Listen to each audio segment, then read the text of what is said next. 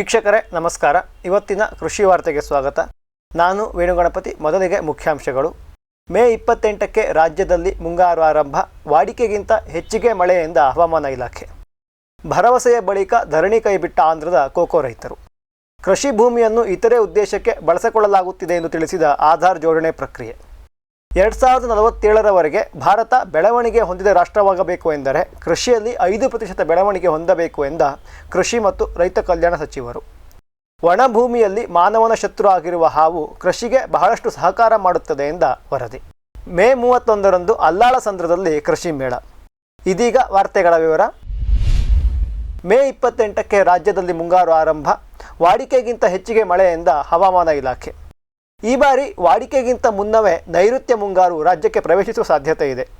ಮೇ 28ಕ್ಕೆ ಜ್ಯೇಷ್ಠ ಮಾಸ ಶುರುವಾಗಲಿದ್ದು ಅದೇ ದಿನ ರಾಜ್ಯಕ್ಕೆ ಮುಂಗಾರು ಬರಲಿದೆ. ಮಳೆ ಮಾರುತಗಳು ದುರ್ಬಲವಾಗಿದ್ದರೆ ಒಂದೆರಡು ದಿನದ ನಂತರ ರಾಜ್ಯಕ್ಕೆ ಬರಲಿದೆ ಎಂದು ಹವಾಮಾನ ಇಲಾಖೆ ಮುನ್ಸೂಚನೆ ಕೊಟ್ಟಿದೆ. ಜ್ಯೇಷ್ಠ ಮಳೆ ಶ್ರೇಷ್ಠ ಎಂಬ ಮಾತಿನಂತೆ ಈ ಬಾರಿ ವಾಡಿಕೆಗಿಂತ ಉತ್ತಮ ಮಳೆಯ ನಿರೀಕ್ಷೆ ಇದೆ. ಜೂನ್ 1ರಂದು ಸಾಮಾನ್ಯವಾಗಿ ಮುಂಗಾರು ಪ್ರವೇಶಿಸಬೇಕು.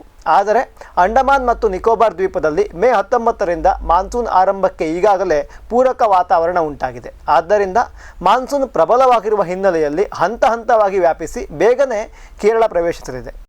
ಜೂನ್ 1ರಿಂದ ಸೆಪ್ಟೆಂಬರ್ 30ರವರೆಗೆ ವಾಡಿಕೆಯಂತೆ ಕರ್ನಾಟಕದಲ್ಲಿ ಸರಾಸರಿ 852 ಮಿಲಿಮೀಟರ್ ಮಳೆಯಾಗಬೇಕು.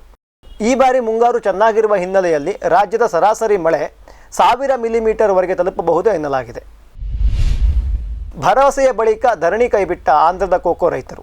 ಜಾಗತಿಕವಾಗಿ ಕೋಕೋ ಬೆಳೆ ಕಡಿಮೆಯಾಗಿದ್ದು ಅದರಿಂದ ಭಾರತದ ರೈತರು ಬೆಳೆದಿರುವ ಕೋಕೋಗೆ ಉತ್ತಮ ಬೆಲೆ ಬಂದಿರುವುದರ ಬಗ್ಗೆ ನಾವು ಈಗಾಗಲೇ ವರದಿ ಮಾಡಿದ್ದೆವು. ಹಿಂದಿನ ವರ್ಷ ಕಿಲೋಗ್ರಾಂ ಒಣ ಕೋಕೋ ಬೀಜಕ್ಕೆ 1,000 ರೂಪಾಯಿ ತನಕ ಪಡೆದಿದ್ದ ರೈತರು ಸಂತಸಪಟ್ಟಿದ್ದರು. 2025ರ ಆರಂಭದಿಂದ ಬೆಲೆ ನಿಧಾನವಾಗಿ ಇಳಿಯತೊಡಗಿತ್ತು. ಜಾಗತಿಕವಾಗಿ ಕೋಕೋದ ಪೂರೈಕೆ ಅಲ್ಪ ಹೆಚ್ಚಿದ್ದರಿಂದ ಧಾರಣೆ ಕಡಿಮೆ ಆಗತೊಡಗಿತ್ತು. ಈ ಸಂದರ್ಭದಲ್ಲಿ ಆಂಧ್ರದ ಕೃಷಿ ಸಚಿವರು ಕೋಕೋಗೆ ಕಿಲೋಗ್ರಾಂಗೆ 500 ರೂಪಾಯಿ ಕೊಟ್ಟು ಖಾಸಗಿ ಕಂಪನಿಗಳು ಖರೀದಿಸುವಂತೆ ಆದೇಶಿಸುತ್ತೇವೆ ಎಂದು ರೈತರಿಗೆ ಹೇಳಿದ್ದರು. ಆದರೆ ಇದೀಗ ಮಾಂಡಲೀಸ್ ಇಂಟರ್ನ್ಯಾಷನಲ್ ಸೇರಿದಂತೆ ಅನೇಕ ಕಂಪನಿಗಳು 500 ರೂಪಾಯಿಗಿಂತ ಕಡಿಮೆಗೆ ರೈತರ ಕೋಕೋ ಬೀಜಗಳನ್ನು ತೆಗೆದುಕೊಳ್ಳುತ್ತಿವೆ. ಅಂತಾರಾಷ್ಟ್ರೀಯ ಮಾರುಕಟ್ಟೆಯಲ್ಲಿ ಉತ್ತಮ ದರ ಇದ್ದರೂ ಕೂಡ ನಮಗೆ ಕಡಿಮೆ ಬೆಲೆಗೆ ನೀಡುತ್ತಿದ್ದಾರೆ ಎಂದು ಆರೋಪಿಸಿ ಗುಂಟೂರಿನಲ್ಲಿ ಆಂಧ್ರದ ರೈತರು ಧರಣಿಗೆ ಕುಳಿತಿದ್ದರು. ರೈತರ ಅಹವಾಲನ್ನು ಸ್ವೀಕರಿಸಲು ಬಂದ ಸಚಿವ ಶ್ರೀ ಕೊಂಡುಲ ದುರ್ಗೇಶ್ ರೈತ ಮುಖಂಡರ ಬೇಡಿಕೆಯನ್ನು ಮಾಂಡಲೀಸ್ ಅವರಿಗೆ ಮನವರಿಕೆ ಮಾಡಿಕೊಟ್ಟರು. ಕಿಲೋಗ್ರಾಮಿಗೆ 500 ರೂಪಾಯಿ ಎಂದು ನಿಕ್ಕಿ ಮಾಡಿ ಸಚಿವರು ಭರವಸೆ ನೀಡಿದ ನಂತರ ರೈತರು ಧರಣಿಯನ್ನು ಕೈಬಿಟ್ಟರು. ತದನಂತರ ಮಾಧ್ಯಮದವರೊಂದಿಗೆ ಮಾತನಾಡಿದ ರೈತ ಮುಖಂಡರು, ಗೋದಾವರಿ ಜಿಲ್ಲೆಗಳಲ್ಲಿ ಸುಮಾರು 2,000 ಟನ್ ಕೋಕೋ ಬೀಜ ಉತ್ಪಾದನೆಯಾಗುತ್ತದೆ. ಅದರಲ್ಲಿ ಅರ್ಧಕ್ಕಿಂತ ಹೆಚ್ಚನ್ನು ಮಾಂಡಲೀಸ್ ಖರೀದಿಸುತ್ತದೆ. ಅವರು ಕಡಿಮೆ ಬೆಲೆಗೆ ಕೇಳಿದರೆ ಬೇರೆ ಕಂಪನಿಯವರು ಕೂಡ ಚಿಲ್ಲರೆ ಕಾಸಿಗೆ ಕೋಕೋ ಬೀಜ ಕೇಳುತ್ತಾರೆ. ಇದರಿಂದ ರೈತರಿಗೆ ನಷ್ಟ. ಒಂದು ನಿರ್ದಿಷ್ಟ ಬೆಲೆಯನ್ನು ಗೊತ್ತು ಮಾಡಿರುವುದು ಸಂತೋಷದ ವಿಷಯ ಎಂದು ಅಭಿಪ್ರಾಯಪಟ್ಟರು.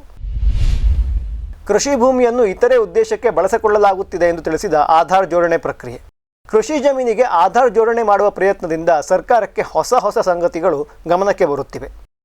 ರಾಜ್ಯದಲ್ಲಿ 50 ಲಕ್ಷದಷ್ಟು ಆಸ್ತಿಯ ಪಹಣಿ ಮೃತ ಮಾಲೀಕರ ಹೆಸರಿನಲ್ಲೇ ಮುಂದುವರೆದಿದೆ ಎಂದು ತಿಳಿದು ಬಂದಿದೆ. ಜೊತೆಗೆ ಕೃಷಿ ಭೂಮಿ ದೊಡ್ಡ ಮಟ್ಟದಲ್ಲಿ ಕೃಷಿಯೇತರ ಉದ್ದೇಶಕ್ಕೆ ಬಳಕೆಯಾಗುತ್ತದೆ ಎಂಬುದು ಕೂಡ ಗೊತ್ತಾಗಿದೆ. ಕೃಷಿ ಭೂಮಿಗೆ ಆಧಾರ್ ಜೋಡಿಸಬೇಕು ಎಂಬುದು ಕೇಂದ್ರ ಸರ್ಕಾರದ ಆದೇಶ. ಕೃಷಿ ಕ್ಷೇತ್ರದ ಮಾಹಿತಿಯನ್ನು ಡಿಜಿಟಲೀಕರಣಗೊಳಿಸುವುದು ಹಾಗೂ ರೈತರಿಗೆ ಸರ್ಕಾರಿ ಸೇವೆಯನ್ನು ಸುಗಮವಾಗಿ ಸಿಗುವಂತೆ ಮಾಡುವುದು ಇದರ ಮುಖ್ಯ ಉದ್ದೇಶ. ಕರ್ನಾಟಕದಲ್ಲೂ ಕಳೆದ 1 ವರ್ಷದಲ್ಲಿ ಕಂದಾಯ ಇಲಾಖೆ ಆಧಾರ್ ಸೀಡಿಂಗ್ ಮಾಡಲು ಆದ್ಯತೆ ನೀಡಿದೆ.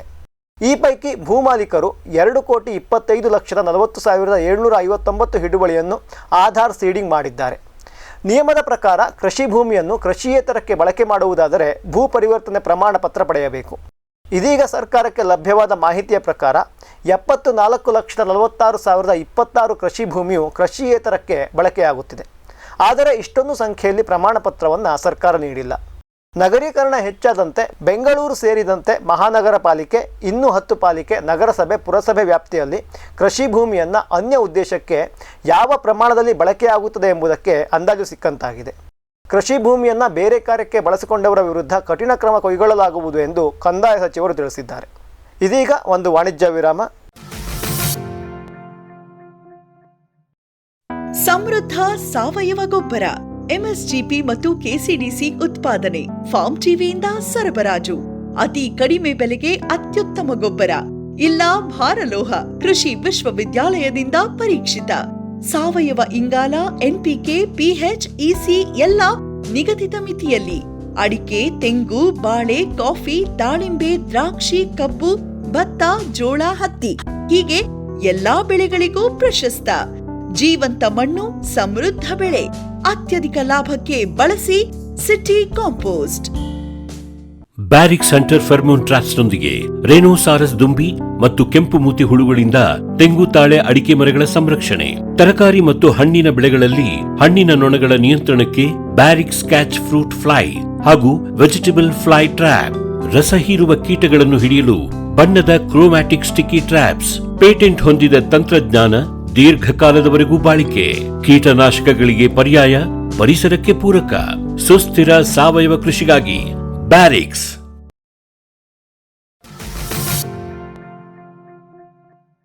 ವಿರಾಮದ ನಂತರ ಕೃಷಿ ವಾರ್ತೆಗೆ ಮತ್ತೊಮ್ಮೆ ಸ್ವಾಗತ. 2047ರವರೆಗೆ ಭಾರತ ಬೆಳವಣಿಗೆ ಹೊಂದಿದ ರಾಷ್ಟ್ರವಾಗಬೇಕು ಎಂದರೆ ಕೃಷಿಯಲ್ಲಿ 5% ಬೆಳವಣಿಗೆ ಹೊಂದಲೇಬೇಕು ಎಂದ ಕೃಷಿ ಮತ್ತು ರೈತ ಕಲ್ಯಾಣ ಸಚಿವರು. ಭಾರತ 2047ರವರೆಗೆ ಬೆಳವಣಿಗೆ ಹೊಂದಿರುವ ರಾಷ್ಟ್ರವಾಗಬೇಕು ಎನ್ನುವುದು ಕೇಂದ್ರ ಸರ್ಕಾರದ ಗುರಿ. ಅದಕ್ಕಾಗಿ ದೂರದೃಷ್ಟಿಯ ಹಲವಾರು ಯೋಜನೆಗಳನ್ನು ರೂಪಿಸಲಾಗಿದೆ. ಇದೇ ಮಾತನ್ನು ಪುನರಾವರ್ತಿಸುತ್ತಾ ಕೇಂದ್ರ ಕೃಷಿ ಮತ್ತು ರೈತ ಕಲ್ಯಾಣ ಸಚಿವರು, ಕೃಷಿಯಲ್ಲಿ ನಾವು 5% ಬೆಳವಣಿಗೆಯನ್ನು ಹೊಂದಿದರೆ ಸುಲಭವಾಗಿ 2047ಕ್ಕೆಲ್ಲ ನಮ್ಮ ಗುರಿಯನ್ನು ತಲುಪಬಹುದು ಎಂದಿದ್ದಾರೆ. ಭಾರತ 5 ಟ್ರಿಲಿಯನ್ ಆರ್ಥಿಕತೆಯನ್ನು ತಲುಪುವ ಹುನ್ನಾರ ಮಾಡಿದೆ. ಅದು ಯಶಸ್ವಿ ಆಗಬೇಕು ಎಂದರೆ ಕೃಷಿ ವಲಯ 1 ಟ್ರಿಲಿಯನ್ ರೂಪಾಯಿಯ ವ್ಯವಹಾರ ನಡೆಸಬೇಕು. ಸದ್ಯಕ್ಕೆ ನಮ್ಮ ಉತ್ಪಾದನೆಯ 6% ಮಾತ್ರ ನಾವು ರಫ್ತು ಮಾಡುತ್ತಿದ್ದೇವೆ. ಇದು 20%ಕ್ಕೆ ಏರಬೇಕು. ಕೃಷಿಯಲ್ಲಿ ಬೆಳವಣಿಗೆ ಹೊಂದಿದರೆ ಮಾತ್ರ ದೇಶ ಮುಂದುವರಿಯುತ್ತದೆ ಎಂದು ಅವರು ಅಭಿಪ್ರಾಯಪಟ್ಟರು. ಒಣಭೂಮಿಯಲ್ಲಿ ಮಾನವನ ಶತ್ರು ಆಗಿರುವ ಹಾವು ಕೃಷಿಗೆ ಬಹಳಷ್ಟು ಸಹಕಾರ ಮಾಡುತ್ತದೆ ಎಂದ ವರದಿ. ಆಫ್ರಿಕಾ ದೇಶಗಳು ಮತ್ತು ಗಲ್ಫ್ ರಾಷ್ಟ್ರಗಳಲ್ಲಿ ಫಫ್ ಆರ್ಡರ್ ಎನ್ನುವ ಹಾವು ಹೆಚ್ಚಾಗಿ ಕಂಡುಬರುತ್ತದೆ. ಭಾರತದ ರಾಜಸ್ಥಾನ ಮತ್ತು ಪಾಕಿಸ್ತಾನದ ಒಣಭೂಮಿಗಳಲ್ಲೂ ಕೂಡ ಈ ಹಾವುಗಳು ವಾಸವಾಗಿವೆ. ಹೆಚ್ಚು ವಿಷವಿರುವ ಹಾವುಗಳು ಮನುಷ್ಯರಿಗೆ ಕಚ್ಚಿದರೆ ಕೆಲವೇ ನಿಮಿಷಗಳಲ್ಲಿ ಸಾವು ಸಂಭವಿಸುತ್ತದೆ. ಇವುಗಳ ಬಗ್ಗೆ ದಕ್ಷಿಣ ಆಫ್ರಿಕಾದ ಜೋಹಾನ್ಸ್ಬರ್ಗ್ನ ವಿಜ್ಞಾನಿಗಳು ಸರಣಿ ಅಧ್ಯಯನಗಳನ್ನು ಕೈಗೊಂಡಿದ್ದರು. ಆ ಅಧ್ಯಯನಗಳಲ್ಲಿ ಕೃಷಿಗೆ ಇವು ಬಹಳಷ್ಟು ಸಹಕಾರಿಯಾಗಬಲ್ಲವು ಎನ್ನುವ ಮಾಹಿತಿಗಳು ತಿಳಿದು ಬಂದಿವೆ. ಸಾಮಾನ್ಯವಾಗಿ ಈ ಹಾವಿನ ಆಹಾರ ಇಲಿ ಹೆಗ್ಗಣಗಳು. ಬೇರೆ ಹಾವುಗಳಿಗಿಂತ ಭಿನ್ನವಾಗಿ ಇವು 12% ಪಟ್ಟು ಹೆಚ್ಚಿಗೆ ಆಹಾರವನ್ನು ತಿಂದು ಜೀರ್ಣಿಸಿಕೊಳ್ಳಬಲ್ಲವು. ಯಾವಾಗ ದಂಶಕಗಳ ಸಂಖ್ಯೆ ಹೆಚ್ಚಾಗುತ್ತದೆಯೋ ಆವಾಗ ಅವುಗಳನ್ನು ಹೆಚ್ಚು ಹೆಚ್ಚು ಭಕ್ಷಿಸಿ ನೈಸರ್ಗಿಕ ಸಮತೋಲನವನ್ನು ಇವು ಕಾಪಾಡುತ್ತವೆ. ದಂಶಕಗಳು ಹೆಚ್ಚಾಗಿ ರೈತರ ಬೆಳೆಗಳನ್ನು ನಾಶ ಮಾಡಿದ ಉದಾಹರಣೆಗಳು ಬಹಳಷ್ಟಿವೆ. ಆದರೆ ವಿಷಪೂರಿತ ಈ ಹಾವುಗಳು ಪರೋಕ್ಷವಾಗಿ ಕೃಷಿಗೆ ಸಹಾಯ ಮಾಡುತ್ತವೆ ಎಂದು ಹೊಸ ಅಧ್ಯಯನಗಳು ತಿಳಿಸಿವೆ. ಮೇ 31ರಂದು ಅಲ್ಲಾಳಸಂದ್ರದಲ್ಲಿ ಕೃಷಿ ಮೇಳ. ಬೆಂಗಳೂರಿನ ಅಲ್ಲಾಳಸಂದ್ರದಲ್ಲಿರುವ CSIR ಕೇಂದ್ರೀಯ ಔಷಧೀಯ ಮತ್ತು ಸುಗಂಧ ಸಸ್ಯಗಳ ಸಂಸ್ಥೆಯ ಸಂಶೋಧನಾ ಕೇಂದ್ರದವರು ರೈತರು, ಉದ್ಯಮಿಗಳು ಮತ್ತು ಸಾರ್ವಜನಿಕರಿಗಾಗಿ ಶನಿವಾರ ಮೇ 31, 2025ರಂದು 1 ದಿನದ ಕೃಷಿ ಮೇಳವನ್ನು ಆಯೋಜಿಸಲಿದ್ದಾರೆ.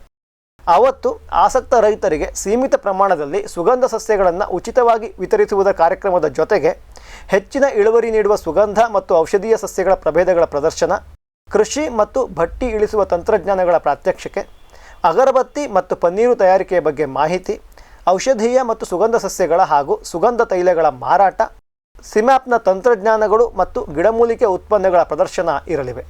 ವಾರಾಂತ್ಯ ಇರುವುದರಿಂದ ಹೆಚ್ಚಿನ ಸಂಖ್ಯೆಯಲ್ಲಿ ಕೃಷಿ ಮೇಳಕ್ಕೆ ರೈತರು ಆಗಮಿಸಿ ಇದರ ಪ್ರಯೋಜನವನ್ನು ಪಡೆದುಕೊಳ್ಳಲು ಕೋರಲಾಗಿದೆ.